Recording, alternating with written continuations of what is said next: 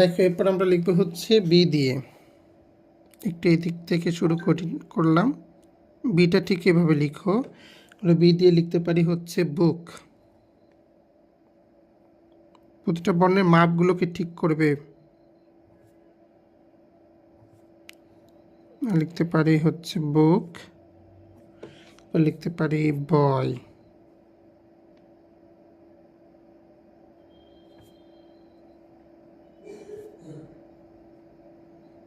বয় লিখতে পারি, তারপর আমরা লিখতে পারি বি।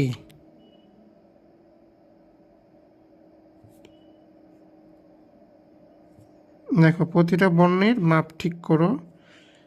আরেকটা শব্দ আমরা লিখি ব্যাট।